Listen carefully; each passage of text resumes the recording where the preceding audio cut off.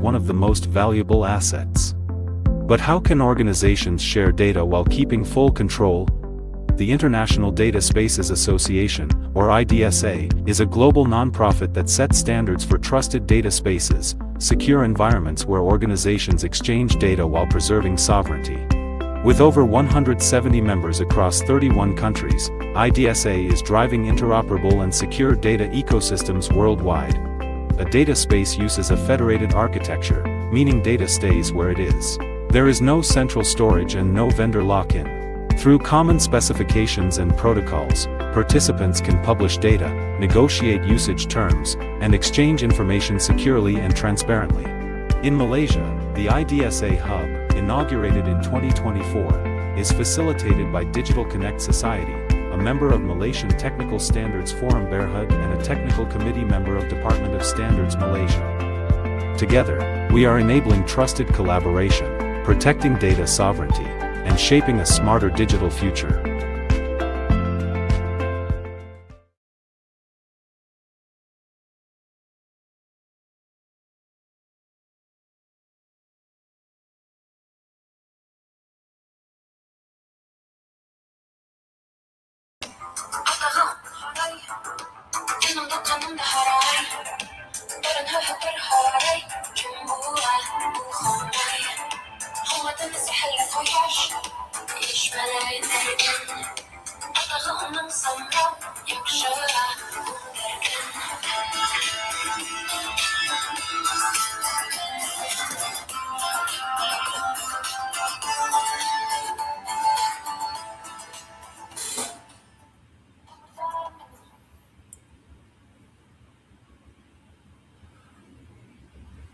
MSMEs in Asia are navigating a volatile economic landscape marked by shifting global trade policies, volatile supply chains, and rising costs. Despite these headwinds, small businesses act as a backbone of the region economy, accounting for over 96% of all enterprises and 2/3 of the regional employment. Key shifts and challenges: global trade uncertainty, shift international trade policies, geopolitical tensions, an ongoing tariff adjustment expose smaller enterprises to the sudden supply chain disruption and volatile raw material prices. Second point here, constrained financing, limited access to former affordable credit, and high collateral requirements continue to restrict the growth and liquidity of micro and small businesses. Hyper-competitive consumer markets, weak consumer demand in some sectors, combined with deflationary pressures and industry overcapacity from larger regional economies, squeezes profit margins across the board. The next point, the digital inequality. While advanced markets leverage AI and e-commerce, rural and micro enterprises in emerging markets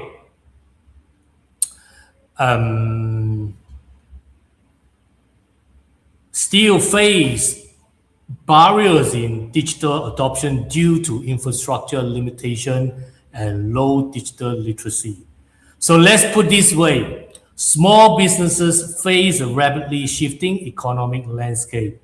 To achieve the United Nations Sustainable Development Goals, we get to discover two handpicked SDGs enabling progress towards digital act as a high-speed catalyst for micro, small, and medium-sized enterprises, which is MSMEs.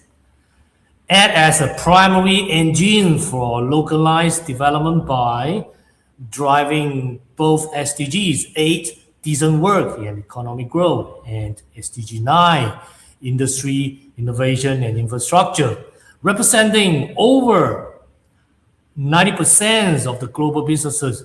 They directly advance SDG 8 by generating the majority of the worldwide employment, expanding financial inclusion, and helping transition informal workers into informal secure roles. Simultaneously, MSMEs fuel SDG 9 by driving local industrialization, integrating into global value chain, pioneering flexible tech-driven innovations to maximize their impact on these sustainable development goals. Global institutions must actively support MSMEs by expanding their access to affordable financing, digital capacity building, and resilient infrastructure. Good evening, everybody. You are tuning in the evening show with Stephen Poon. I'm your host for this episode of Unboxed² series. Once again, in the virtual room with me is the regular team of this year's organized by Policy, Research, and Engagement Initiative, PREI, from Digital Connect Society and supported by Mila University. It's live on YouTube now. We had great stuff and a little surprise. I'm very excited because we have a plenty to share today. Before we get to all of that, let's start on the topic, unlocking the frontier. How can MSMEs adapt, innovate, and drive? Our guest today, the founder of Lamul in 2014, after creating natural remedies to treat her own sudden skin allergies in Mongolia, she trained at Formula Botanica to develop products using local organic ingredients, aiming to promote health, community, and environmental sustainability. Today, the company is Mongolia's top natural skincare exporter, commanding 90% export share and 10% domestic production.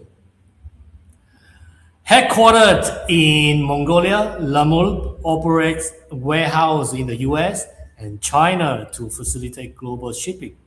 The brand's success has earned international recognition, including Best Sustainable SME of Asia 2016. She was also named Best Entrepreneur of Asia Pacific 2016 and featured on the Forbes 30 Under 30 2017. Moving forward, Lamul plans to expand its market presence deeper into Asia, Europe, of course, the United States. So please welcome Hulan Davadoj.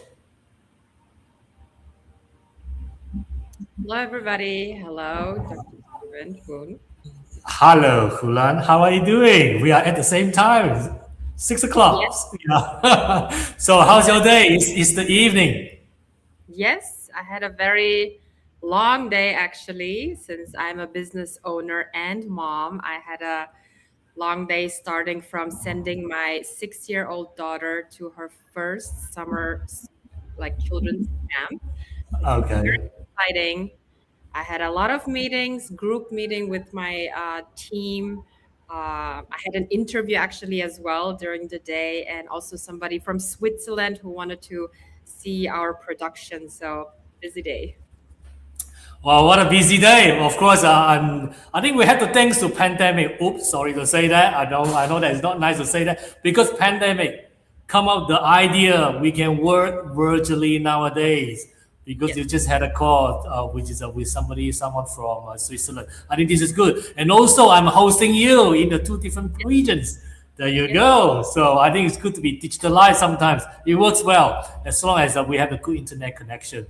Yes. Of course, you mentioned about you running your own business, Lamul. So this is a very important topic as an entrepreneur yourself. I know that you have a big name in your home country. And also, Lamul is quite popular in Asia Pacific region. But it's just like the market in Malaysia is not that which is big yet. But although I heard some of the market, which is a marketability in Singapore as well. And in Singapore, actually, I found your product, but not Yes, really in Malaysia yet. So, yes, but hopefully, your brand will come into that. Which will come to this part of the world, that will be very nice. Actually, after today, this podcast. Okay, Hulan, I think this is a very nice to pleasure to have you here. I know that it's not that easy to get you in. I have been contacted you quite a few times. I know that you are busy, you are a mom also, and that you're an entrepreneur. yes. So I think yes, it's not that easy for a woman. Of course, we always respect for that. Okay, okay. Hulan, we are talking today about embracing digital transformation, strategic capability building, and new business models. Small businesses can scale operations, optimize costs, and capture a broader regional market. Of course, according to your background, you are expanding as well based on your which is your vision and mission. So I think this is the thing we are gonna tap into that for today this discussion. So and Hulan, let's set the scene before we get into that. Building long-term corporate resilience requires shifting from reactive crisis management to proactive system design. It balances operational efficiency with deliberate redundancy and empowering employees to make fast decisions rather than viewing resilience as an emergency fund. It integrates agility into strategy, technology, and workforce culture. So let's look at the strategic resilience. What are our blind spots? Put it this way. Do we actively analyze macroeconomic, especially in your business, technological, and environmental trends to prevent long-term industry disruption? Yes. I mean, with L'Amour, it's actually quite fascinating in the sense that resilience was, built in from day one. Because when I launched my company and started having my office, just 12 days later, my office was robbed and I lost everything.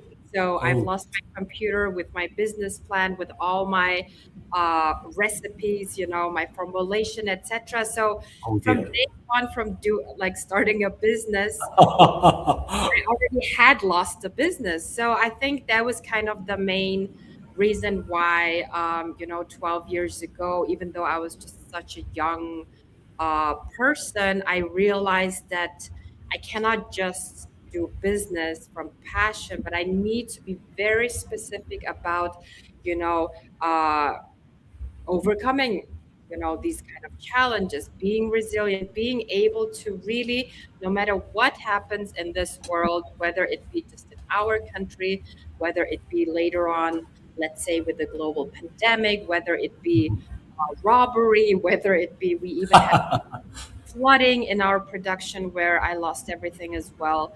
I think it was just kind of, as an entrepreneur, you realize from day one that being resilient doesn't just mean being resilient as a founder, but really being able to create a system where no matter what happens, you can still go on, you can adapt quickly, and you don't lose, everything. You just kind of, whatever problem there is, you just kind of solve it and move on. So I think resiliency was just like the backbone of the company. And being from a developing country like Mongolia, it's also very, very difficult. So I think understanding your own circumstances, in the sense that with us, we created a whole new sector. When I started 12 years ago, there was no such thing as organic skincare sector. Yeah, So that's true. we You are the pioneer. I found built out too. Yeah. we build a sector from scratch.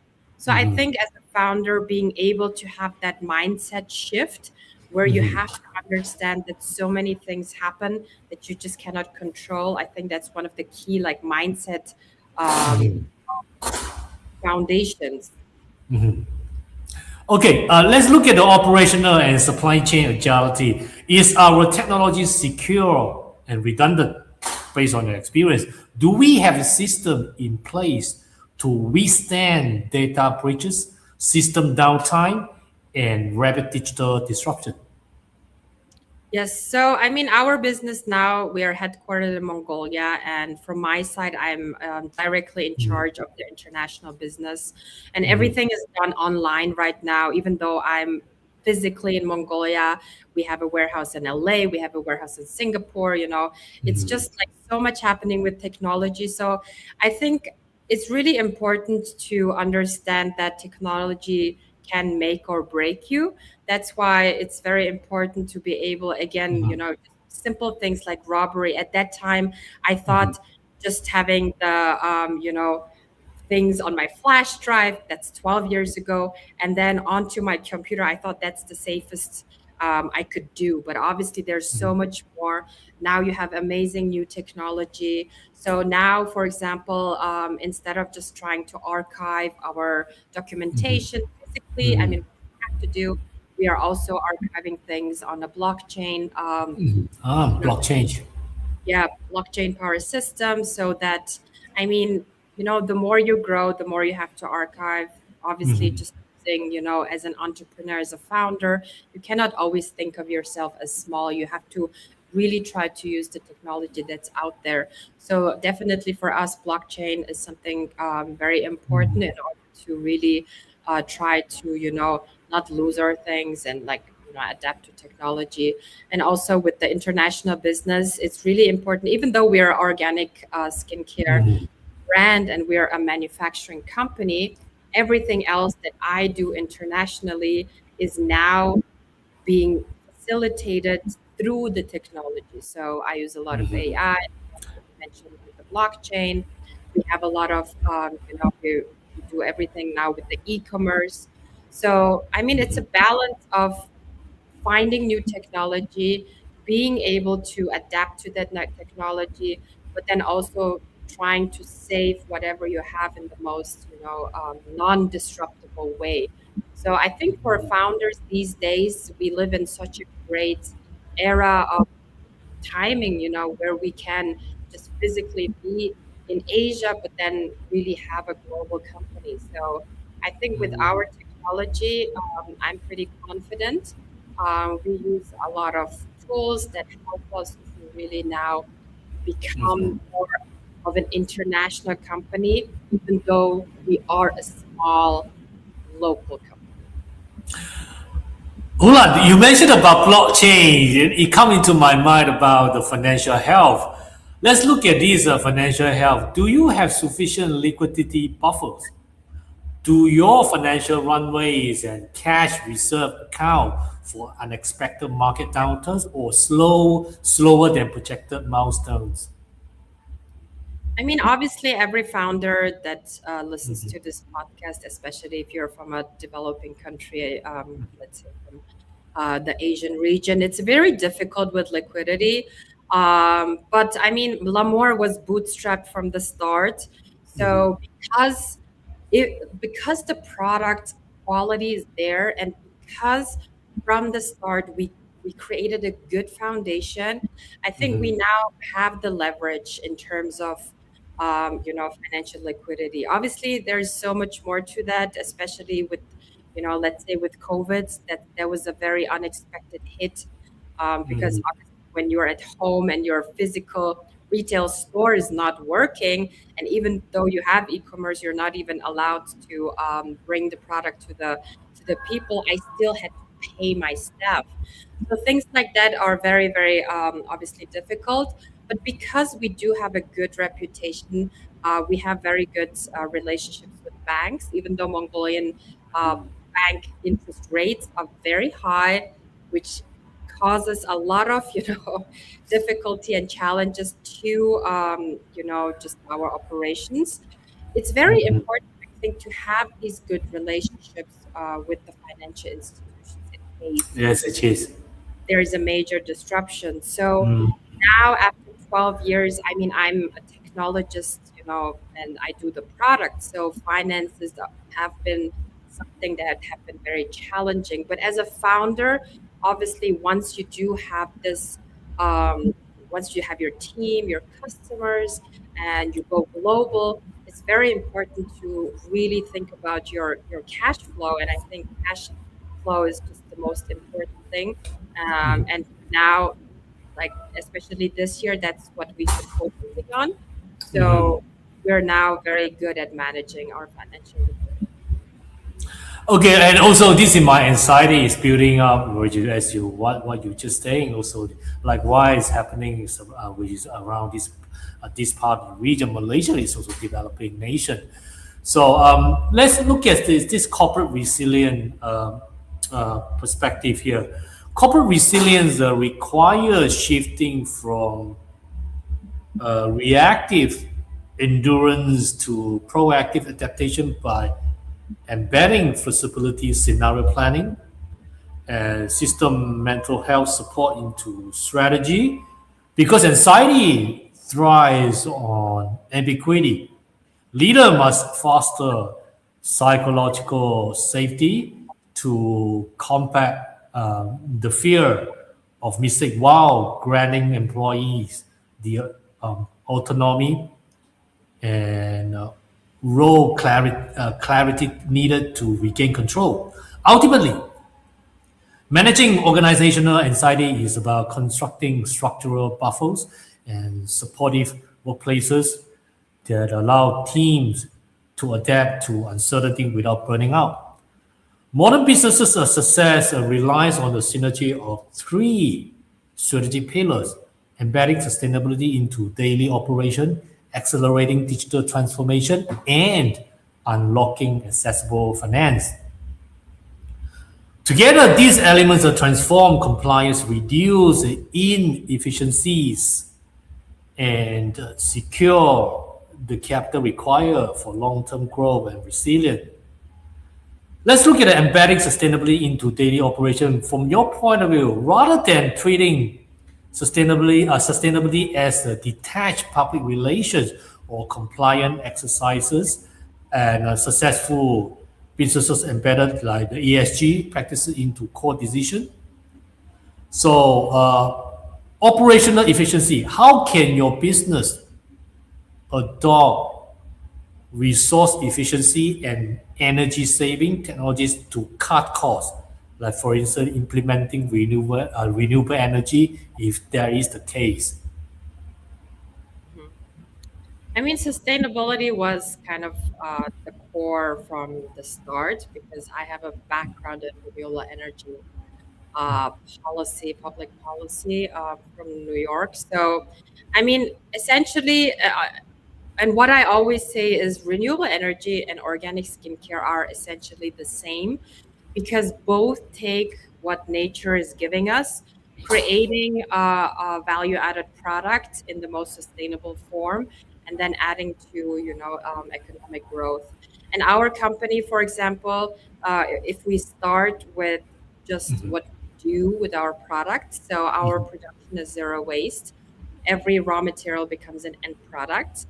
We were the very first company in Mongolia to 10 years ago launch Mongolia's very first refill station where people can come with their containers and they can get their body oil, their face oil refilled so that the customer as well as the manufacturing company does not create packaging waste. And actually, this model was even copied for Thailand. So we then launched Thailand's first zero waste corner at that time. So it was before COVID. Within the team, for example, we do also a lot of, so we don't have any physical brochures, for example. We do not use plastic bags. So even for our customers, we don't use any plastic bags at all. We only use recycled paper bags. Uh, we use a lot of recycled paper bags. And going back to your very first question with the mental health and then the support for the team, etc. I mean, I think it's very important to always, as a team member, to align your personal values with the company's values. So a lot of our team members actually join the company because they themselves are very, cautious regarding environmental problems. They're very sustainable. They want to create an impact. So, for example, just recently we had Children's Day, and we asked the children of our team to create Mhm. recycled, material presentations, which was amazing. You had children from 5 to 15 years old just creating like ships and like dolls and like a fish or whatever with recycled materials. So I think just like incorporating your company's values and your team's values, but also you know, not just keeping it at the employee level, but even including the whole family, I think is very important because at the end of the day, as an adult, you spend most of your life at your company, at work. So I think it's very important to have this alignment. And Mhm.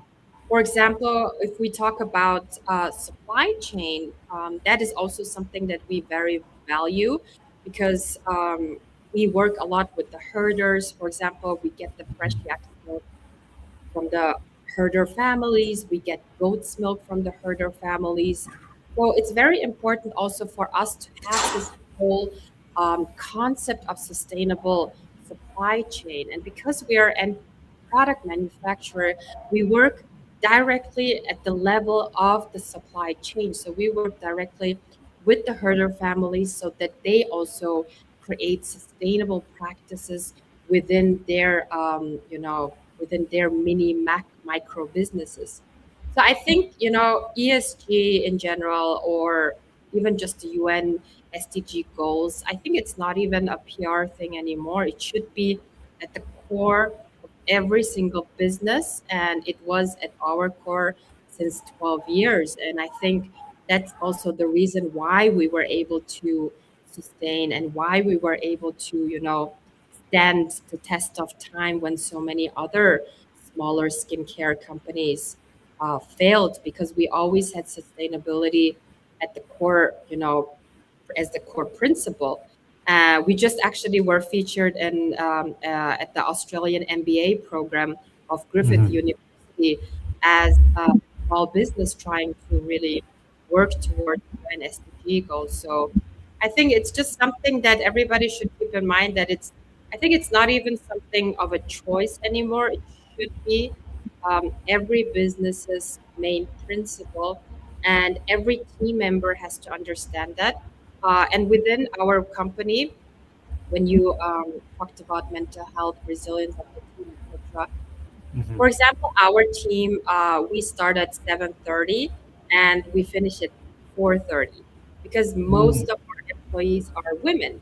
So there's traffic, traffic starts around 6, 7, and that's why we really want the people to spend time with their families, to be home before the traffic, to be able to, run errands, I don't know, meet somebody, etc. And I think things like this seem to be very, very small points. But if you really think about it, it's just so important for your team, because if your team is happy, essentially they're very productive and efficient, and also well. So I'm very proud that my first almost 5 employees from 12 years ago are still with me, and half of the team has been with me for more than 7 years. And we have everybody from 20-year-old newly graduates to 66-year-olds. And it's just amazing to see when you care about people's mental Mhm. health, when you show them that they're part of the bigger solution of sustainability, creating creating social change, being part of making a positive impact on the planet. um, then your team really strives. Great. Let's look at the digital transformation, accelerating digital transformation here. Technology is the engine that drives both operational excellence and sustainability initiative, according to what you just mentioned. Let's look at the financial tracking here. Are you leveraging data analytics for better financial forecasting and risk management? Yes, I mean, now in the world of AI, I think it's very, I mean, as a small business owner, even though I mean we've been growing a lot, we're still in the medium range. So I think really utilizing AI, you don't even have to work with crazy big costly companies. You can utilize AI in terms of risk assessment, using you know these digital tools to really help yourself to do the forecasting, etc., which is essentially key for a company that's growing fast. So I think, yeah, we are able to really utilize the latest technology that's out there. And especially because with the export and international business, even though we're now almost worldwide, my export team is just one person, it's me. So that's why it's just fascinating because, again, as I mentioned, we just live in such an amazing, time where you, as a founder, even though you're from a developing, let's say, Asian countries, you can reach a US customer using digital tools. I think if you are a founder listening to this, you should really utilize this opportunity because it really is an amazing time to actually have a business. Yeah, it's true. It doesn't have to be all in the physical setting. Yeah, that's the beauty of this digitization. Okay, let's tap into finance, which is just now we were talking about the financial tracking. So I'm going to go into a little bit deeper here. Unlocking new avenues for accessible finance. Modern finance goes beyond traditional bank loans and venture capital. Unlocking accessible capital often relies on adopting the right technology and demonstrating sustainable value. So, from the financial inclusion, how are you using digital platforms to broaden your market reach and improve capital management? Yes, as I mentioned, I mean, I work from my office in Mongolia, but we already have two international warehouses. We have customers in the US. We have Chinese distributor, etc. We are present in Singapore, all these things. So, I mean, and as I mentioned, I don't even need to have a big team. Uh, 2 years ago, I hired 6 people because we were really taking off internationally. And, now I don't even have them anymore because I can use AI, I can use digital tools. I mean, our platform is on Shopify e-commerce, which makes it so easy, and you have so many apps that are available to you that you can use that really bring you closer to your international customers. So I mean, we were the first Mongolian company to officially launch on Amazon, etc. So, to be honest, I always keep on telling my fellow entrepreneurs all over Asia Pacific that if you are just able to utilize all these different kind of things, there's so much out there. There's so many new apps every day on a constant basis. And me, myself, and I, just one person, I'm already running an international, business besides my headquarters. So I think it's really worth exploring the different kind of businesses. There's so much happening.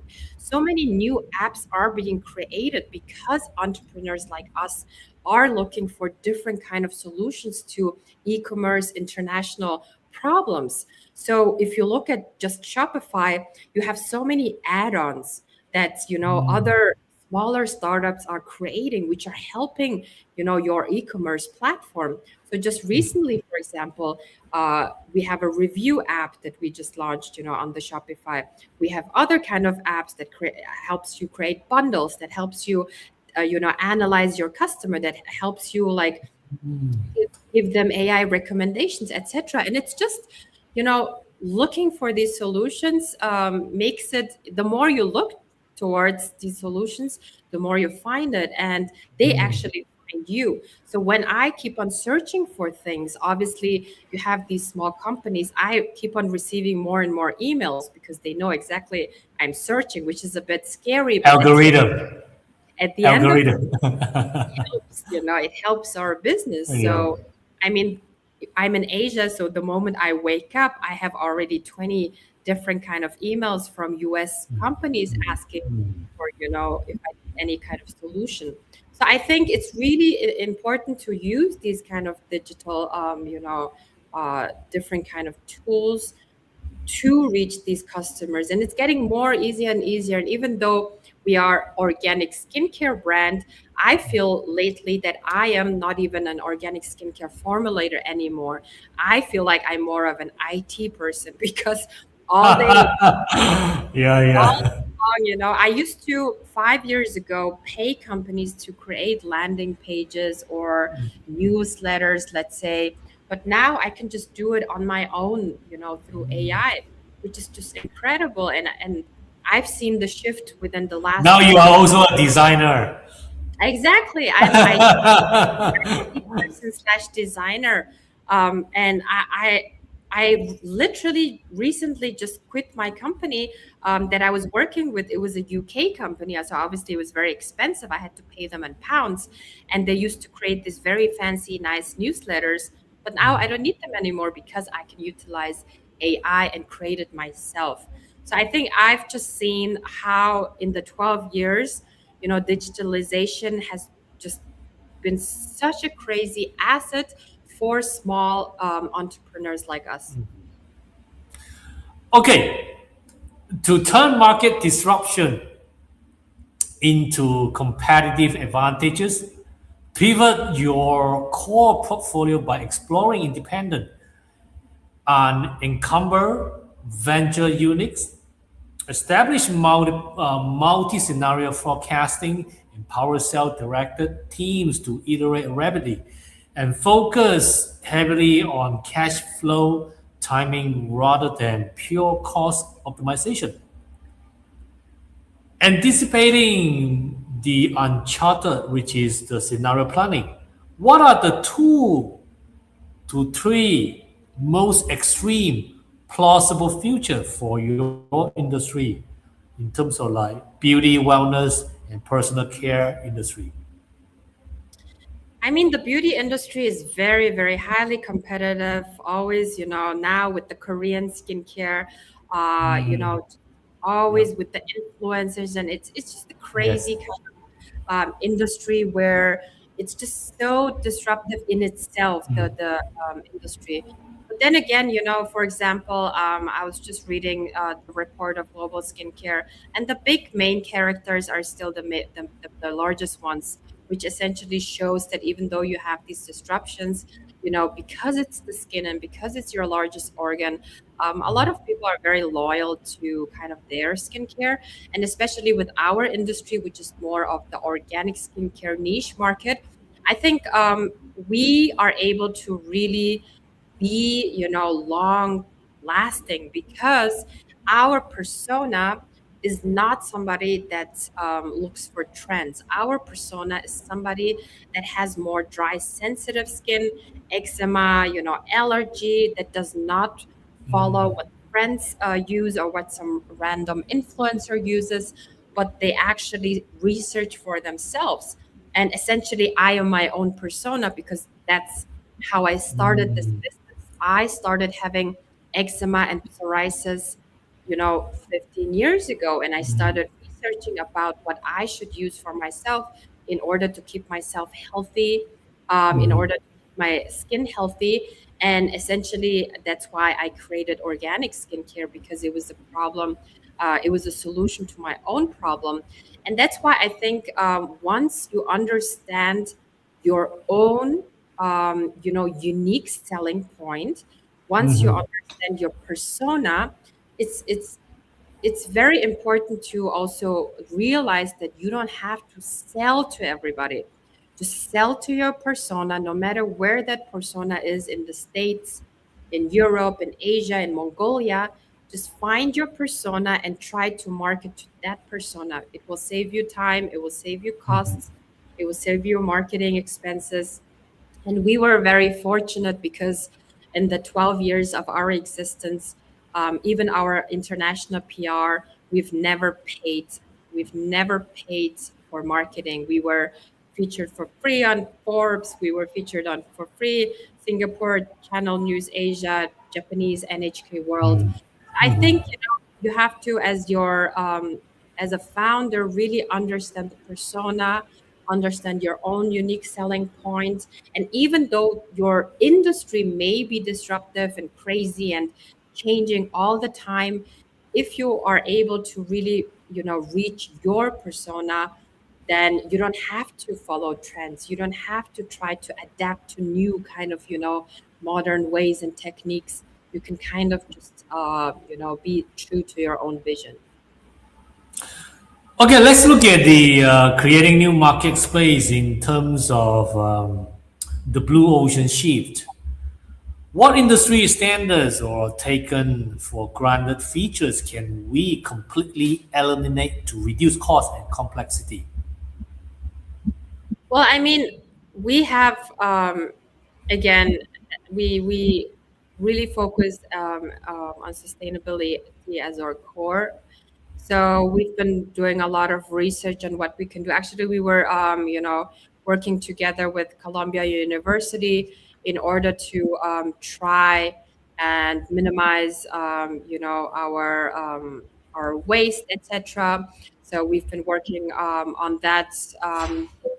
They're very nice in order to really help us, create different kind of practices so that we can uh, like get rid of, like reduce emissions, reduce waste, etc., etc. And I think it's also very important as a smaller company to understand that you can create change, even if it's smaller things, like not trying to really save the world as it is, but really trying to, just create different kind of little practices with your team. Talk about what you can do with your team together, and you just take it. It doesn't even have to be big industry standards. Any company can just, if they're willing and also doing it on a daily basis, really create different kind of things. So in our company, for example, we try to eliminate as much as packaging as even like small things. Just when we have company parties, we try to, create as little waste as possible. And yeah, again, on the production side, zero waste. On the consumer side, packaging elimination, reducing single-use containers, etc., and really trying to also work together with the customer. So we do a lot of like best practice things at home. What can you do in order to be more sustainable, more environmentally friendly, just as a private person, etc. So I think a lot of the things that we have been doing, we really try to make it as easy as possible for the employee as well as the customer, in order to be as sustainable as possible. Okay, turning disruption into an advantage. How can you use your current resources to launch smaller, low risk, rapid experimentation project? Hmm. Well, I mean, we have been utilize. Obviously, we work together with our customer a lot. So instead of the bigger companies that have a lot of laboratory expenses, that do a lot in terms of trying to create the most innovative products, we work with our persona, our customer persona, in order to just listen to them. So our new products are not because we think it will be the most innovative new trend, but because we think it's something that we can utilize, and give back to our customers. So we have, on a regular basis, customer feedback, in terms of our adaptations to new products, and then we try to now create our own supply chain. So we just bought land. We're building our own raw material supply, etc. And we have a very efficient laboratory where we believe that you don't have to be big in order to be innovative. You just have to listen to the customer. So our innovations actually take not too long, because we always talk to the customer on a constant basis. So we Yeah, have communication. Yes, it's very important. Talking to the Yes. clients.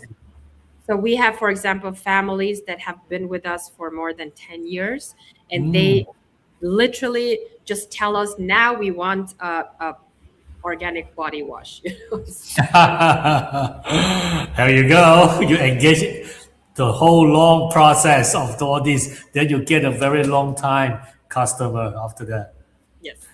Okay, auditing organization agility. Let's look at this point. Is decision making centralized, or are those closest to the customer empowered to act?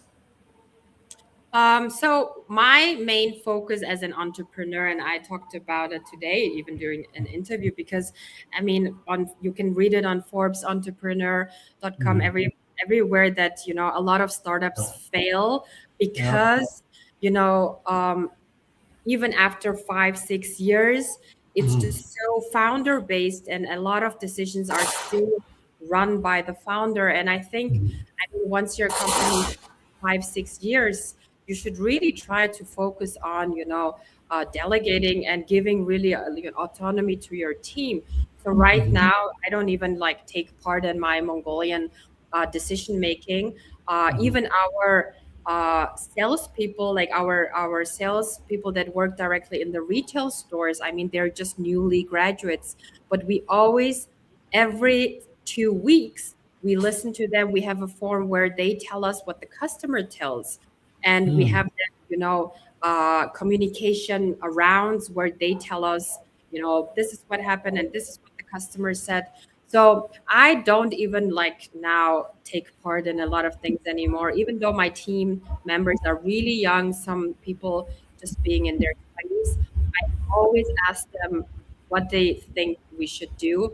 And I tell my team, you can do any mistake as long as you just make it one time. So I think it's very important to really give, because Mongolia is such a young country. 60% of the population is below 35, and so is my team. So I have to, work together with the whole Gen Z, generation. And I think it's really important to hear them, to make them, like feel heard, feel seen. And even today when we had our team meeting, every single person gets to say, whatever they want to say. And every single person that is, for example, our social media manager, she's just 24 years old, and she, for example, is always the main person that tells what were the comments, what did people ask, what were people wondering about, etc., etc. So I don't think at this point it's founder based anymore. Obviously, strategy, big vision things are still run by me. But then everything else, I ask the team. I tell them to work on it themselves and to just figure it out. Because the more you tell them to figure it out, they actually do figure it out. So I think there's a lot of controversy with this whole new generation. But I think as a founder, you have to be willing to also hear the new generation. And I think for a company, if you really want it to be a long lasting company, especially living on for 50, 100 years without you, you have to be able to compromise and also to give your team the autonomy to really make decisions, even though they're young. Yeah, of course. I think Hula, you're a very busy person. You have a lot to be done on your plate, so I don't think you can really take care of every single thing. Yes, I like the idea, which is allow your staff to make mistake, but it's only once. Yes. So which is good. Then they learn from that, and then they grow up, and then they always do better. I Yes. believe so. Okay, scaling a local startup or future proofing and establish enterprise requires shifting from scrappy manual execution to automated, repeatable processes. The strongest strategies combine data-driven infrastructure, optimized talent structures, and flexible operating models in increase revenue faster than cost. Assessing readiness before scaling, businesses must evaluate their current operation to avoid premature scaling, which is a leading cause of business failure. Let's look at the product market fit. Have you achieved consistent, validated customer demand? Yes. So, as I mentioned, our customer is somebody that does not follow trends, but rather researches about their own skin problems and really try to find solutions. And because we have that specific persona with that specific problem and we have the specific solution to that problem, we do have a very good solid customer base. And also in Mongolia, we have never done marketing. It's all word of mouth, and everybody that has the same problem, they just tell their friends. And even though that seems to be a bit of a slower, let's say, instead of Korean products that are very trendy and everybody uses it all at once, even though it seems to be very slower, you do have that very solid, loyal customer base.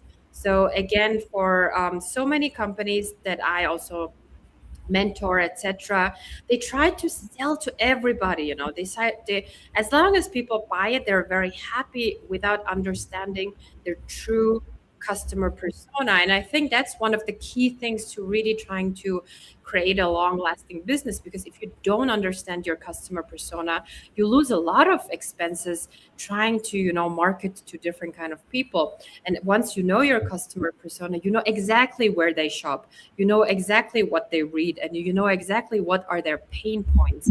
And understanding their pain points, I think, just makes it really, really easy.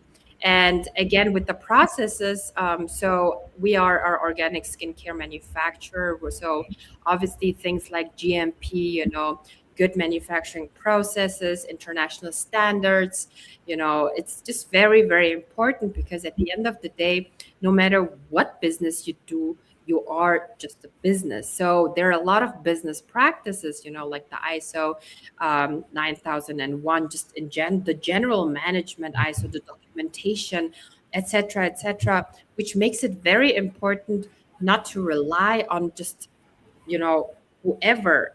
You can never, as a business person, as a founder, rely on that one person. You have to rely on the process so that it makes it easier for that person. So we do have a lot of like standards available, which makes it so easy. And also, one of the key things that I see with a lot of companies, and which I always try to kind of disrupt within my company, is you have all these standard procedures, all these amazing documentations that the people don't know. So you have to make it very easy for your team members in order to understand what are the standard processes, what are the documentation like requirements, and you have to make it very easy for them to understand. So that's why I think having processes in place that are understandable for anybody in your company is the key to having a very aligned team. And if you don't have these processes that are understandable, that you have millions of documents that nobody understands, it just creates misalignment. So we do have great processes that keep the team aligned. Great. Let's look at the operation part, because you mentioned about some of the things that to be done operationally. So streamlining operation and automation. The goal of scaling is to grow revenue without a proportional increase in headcount or overhead. So let's look at the SOP, standard operating procedures. Document critical workflows. For example, employee onboarding, client intake, so your business can run efficiently when you are not physically present. Yes. So as I mentioned, I mean, the standard documentations, the standards ISO 9001 regarding skincare, the good manufacturing process 22716, etc., just something that's very important and needed for your business. These two, I think, help keep the team on track. So we have very good communication even within the team. So I mean, today we had this discussion of when one of our team member tried to talk to our company, but then they said their CEO is abroad, so nobody can make decisions. And we were exactly talking about that today, saying how I travel so much, but never ever do we have decisions that are not being made within 1 hour unless I'm up in the air, you know. So it's just very important to really keep, communication fast. Even though, I mean, we've been existing 12 years, I always tell my team, even though we do have these standards in place, we do have all these, you know, you know, standard procedures, we still have to think like a startup, being efficient, being fast, being productive in the sense that it's just still a very small company. So having these two balancing, one having the documentations, the standard procedures, the processes, everything intact, but then also having the mindset of, a startup, fast, not corporate. I think that's one of the key things to really like keep in mind in order to be a fast growing company in the international sphere. So I always tell my team, no matter how big we get, you always have to keep your mindset as a startup, but then have the documentation like a very big corporate company. So now, I mean, today we talked about that with the team. You have to also make, I mean, having documentations and standards in place is very important. But again, as I mentioned, if the team members do not understand what are the documentation processes and they don't understand the importance of it, then it always, creates a lot of challenges. And when we created these international standards and these documentation processes, it was very difficult because once you go from one person company to a small company to a company with international standards, so many people get disturbed, they get annoyed, they're shocked, they don't know what to do. So it's always very important to keep the communication in terms of why you need standards and what is the importance of having these processes, and which I try to do with my team all the time. So now it's they are all on the same level. They understand that the processes are the best way in order to also help them do their work, but also keep them from risks. So having everything documented, we have everything documented all the time. We have good documentation processes. Everything is in email format, etc. I mean, if you have a newly graduate from a developing country, sometimes you even have to teach them how to do these standardized emails, which is very tough. Obviously once they understand, Yeah. yeah, obviously once they understand it, it helps them a lot to be more productive. So we have, even Well, without, Holland is not really developing country only. I think probably some of the developed nation also need the help. yes, It I had a happens to be. I had a US employee and Yeah. our email communication was very, very bad. So that's why I'm very proud of my team for being able to learn these like new technologies like a lot. So yeah, you're right. Okay, let's look at the long-term growth. Since you were mentioning about the staff growing, and which is how the company future grow as well. Let's look at the future proving long-term growth. To survive market disruption, companies must stay flexible and continuously adapt. So, in your point of view, are you overly dependent on one revenue stream, or what strategic alliances could expand your market reach? Yes, that's exactly one thing that I keep on always thinking about in terms of, our strategy. So every year we try to be as diversified as possible in our revenue stream. So our main thing is direct to customer. So we have 3 retail stores. We have our production retail space. We are on duty free, etc., etc. So in Mongolia, for example, we have now expanded our revenue streams by adding B2B. So even though we are organic skincare brand targeting just our private customers, we are now also working with hotels with regards to more sustainable products, because I mean, people that travel nowadays, they don't want the cheap you know Chinese product anymore. They want something, I mean, even though they're traveling, especially when they're traveling, there's a lot of disruption, a lot of things happen to your immune system, etc. So they do actually ask for high quality products, which actually helps the hotel to have a greater image. We work together with resorts now in the countryside, with restaurants, etc., on liquid soap. So definitely, adding your revenue stream is very important. Also with the export, that's one key thing that I'm now working on, adding the export, adding our export countries, even within the export having wholesalers, having retailers, doing it ourselves. I mean, it's just so important to kind of balance out all your revenue streams, because the more you're reliant on one or just a few, the more you get dependent and you don't have a good cash flow. So with us, it's very, very important to have a diversified revenue inflow. Exactly. Gulan, I cannot believe how quickly time is flying. However, I have a few more concerns that need to be addressed, and I would appreciate your expert opinions. Transforming a business mindset requires brutally honest self assessment.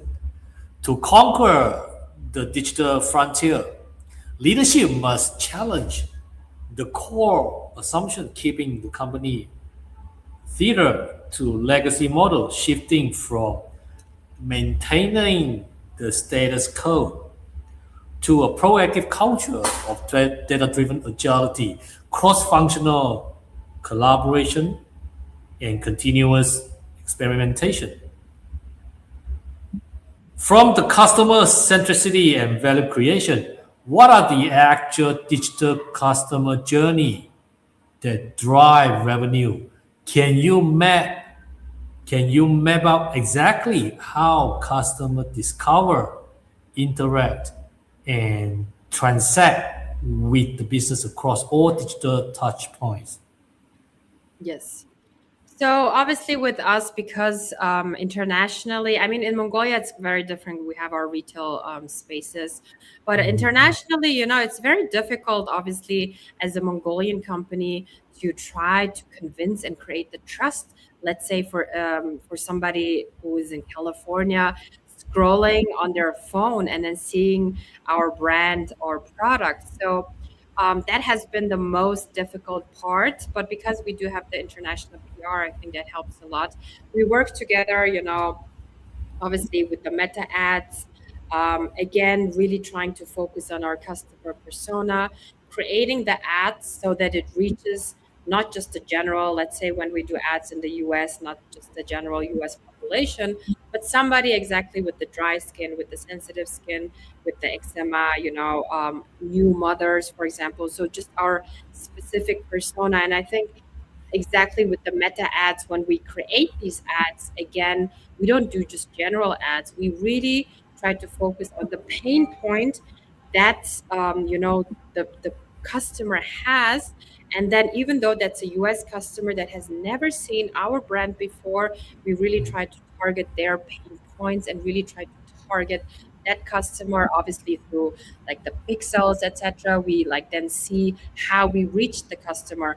We utilize actually a lot of the Google. So we now have a lot of SEO. So like with the search engine optimizations, for example, we have so much uniqueness, with our products, that our special, that persona, when they search for the products, and if we are high ranking on Google with our blog posts, for example, with specific wording that really really works towards that persona, it helps us a lot. So we've seen a lot of traffic coming from Google because the people were searching for solutions that will help them, that are, organic, that are also social impact or social impact businesses, fresh milk, etc., etc. So we really try to target with our blog posts, with our, just simple, like we create different kind of blog posts that target these specific words descriptions that will help with our search engine optimization. We do that throughout all our platforms. So again, as an entrepreneur, You don't even have to have all these different kind of paid ads.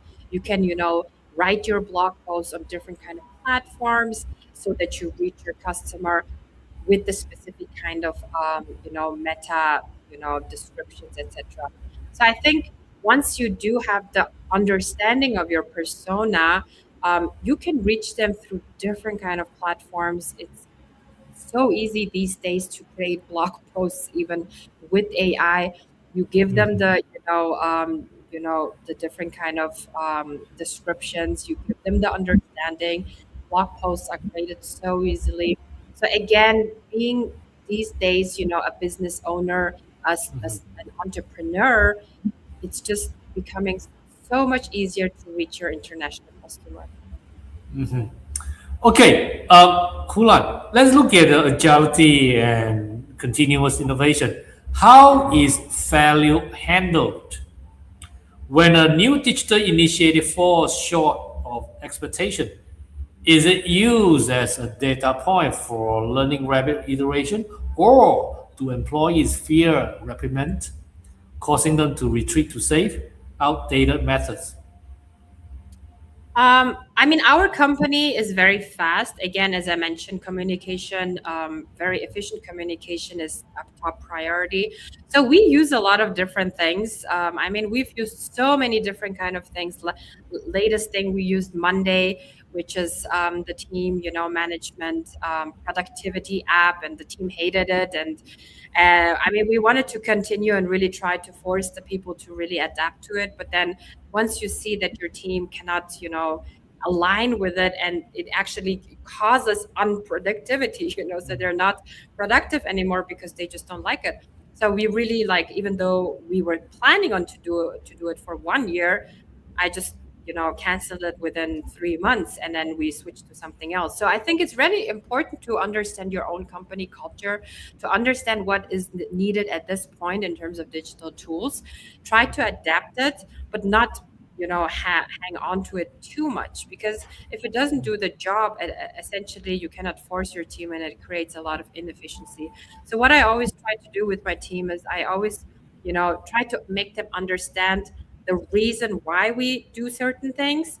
I try to let them understand the importance of how it will change their productivity, and once they kind of focus on their own productivity, they adapt as a team. But if they don't understand, then we just quickly move on and go to other tools.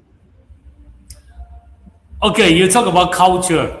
I like that. Let's look at this point: culture and teaming. How is digital skill? How is the digital skills gap being addressed, rather than forcing forced mandates on the resistant workforce? Does the company provide the clarity and ongoing support needed to build confidence in using new technologies? Yes, I mean, because we are a production company, we even have a lot of people in the production that don't use, let's say, digital tools on a daily basis. So, for example, our team does everything through Google. So we use the Google internal chats, we use the calendars, etc., etc. And I mean, some people, as I mentioned, they have never even used it before. But again, with any kind of new digital tool in their lives, it's just very important to kind of just simply, in basic words, make them understand why using this will help make their lives better. So, for example, with the Google Calendar, because we have different kind of locations, we have the office in a different location, we have the production facility in a different location, we have the retail stores in different locations. We're just like shattered all over. But then having, for example, this Google Calendar aligned, everybody understands what's happening. So, for example, right now, everybody can see I have this interview with you. So they understand that they should not call me or should not text me if the driver is out. Even the driver uses it. So, I mean, it's just very important to, how so many companies, just the office people, just the management use certain things. But I think it's very important to have everybody on board so that the whole company is aligned. And I mean, some people in our office they use more advanced, digital tools. Some of them they don't know that, but it's all dependent on the function of that person and what they need in order to get their job done. So certain people use more advanced tools. They use AI. They use different kind of AI versions. We use different kind of softwares, Mongolian softwares, international softwares, different kind of softwares. So I think, in order to really use these kind of softwares, you just have to make the person understand that it's helping them get their job done faster, quicker. And once you give, instead of saying you have to use this, just tell them, okay, if you use this, it will make your life easier. So that's how I always start when I try to introduce a new digital tool. I think that implication is important. Is also down to the leadership and how you manage, how you govern as well.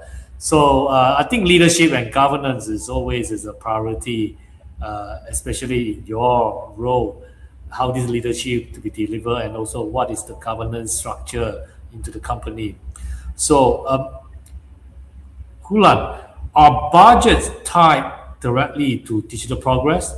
Do your funding mechanism allow for rapid reallocation resources based on real-time data, or are funds locked into rigid quarterly allocation regardless of performance? I mean, we had budget flexibility from day one because we never had a rigid, I mean, I founded my company myself with my own bootstrapped money. So I think it was very kind of very flexible from the start. We never had like really rigid budgets where we like allocated, everything according um, to use, etc. But definitely, once we started with the international expansion, once we had the U.S. market, that was something where we started to really focus and have reallocations of our resources towards what the real time customer and the sales data showed, and not what our plan was. So now, especially with the U.S. And our international market, we really utilize our data well in order to really see, where we should allocate the budget and what we should do. So definitely, as Lamor scales and adds more structure in terms of that, we are, able to really protect ourselves because we are using, these tools that allow us to really analyze the data, analyze what's happening. And I mean, we have a history of 12 years. So in Mongolia, for example, it's very clear our path, our growth has been stable year on. It's very easy for us to create these kind of budgets because like live data, our sales data, everything is live. So yeah, that helps us be able to forecast, to help our growth expansion, etc., etc. Well, Hulan, this was truly excellent. Thank you so much for taking the time to be with us today and for sharing your expertise so generously. I really appreciate it. Everything you highlighted was incredibly thoughtful, well structured, and gave us a great deal to reflect on and also discuss further. Your insights spark new ideas and open up several areas we would love to explore in more depth. I wouldn't be surprised if this conversation leads to a number of follow up questions, and I can definitely see us reconnecting Yes. for another discussion in the future. Thank you again, Kulan. And we genuinely appreciate your time, knowledge, and contribution. Thank you so much. Thank you, Kulan. Okay, the rapidly shifting economic landscape requires micro, small, and medium-sized enterprises to move from basic survival to strategic future proofing by embedding sustainability and accelerating digital adoption and securing accessible financing, MSMEs can effectively transform market disruption into long-term competitive advantage. So from my notes here, I have managed to divide it to 3 points, 3 pillars of modern MSME success. First, operational sustainability. Integrating eco-friendly practices reduces waste and cuts long-term overhead costs. Second, digital transformation. Automating workflows and expanding online presence protect against market disruption, according to Hulan. Accessible finance, diversifying funding sources provides the liquidity needed to scale safely. Also, Hulan mentioned that multiple times. Building corporate resilience is no longer optional for small businesses aiming to survive the market, the modern market. Data underscores the critical importance of this shift, showing that digitalized small businesses are three times more likely to report revenue growth compared to their non-digital peers. Embracing these 3 pillars, which is I just mentioned, that ensure your enterprise does not just navigate uncharted business frontiers, but actively conquers them. A couple of distinct hypothetical questions to challenge your strategic business thinking. At this point in time, of course, you don't have to answer me. First, imagine it is 6 months from today. A major new environmental regulation is unexpectedly passed in your region. It mandates that all businesses in your sector must reduce their operation carbon footprint by 40% within 1 year or face heavy monthly fines. The catch: your business currently relies on an affordable but high-emission local supplier, and eco-friendly alternative costs 30% more. So the dilemma: do you absorb the higher supply costs and immediately raise your prices, which is risking customer loss to slower moving competitors, or do you pay the fines temporarily while engineering a completely new, digitized, and highly efficient workflow from scratch? Second, imagine your business hits a sudden, severe cash flow crunch due to the macroeconomic downturn. At the same exact time, a massive contract opportunity lands on your desk that could triple your revenue over the next 2 years, but you need immediate capital to fulfill it. You receive 2 exclusive financing offers. Offer A: a traditional high-interest loan from an institutional lender that requires your personal property as collateral and demands rigid monthly repayments starting immediately. Offer B: a venture capital injection that gives you the cash instantly with no debt, but requires you to give up a 35% equity stake and a seat on your board to an investor who wants to shift your company's core mission. So the dilemma here: which financing avenue do you choose to protect the long-term resilience of your enterprise?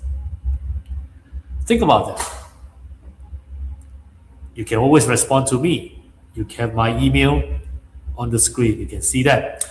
So think about that, and that's it for this evening.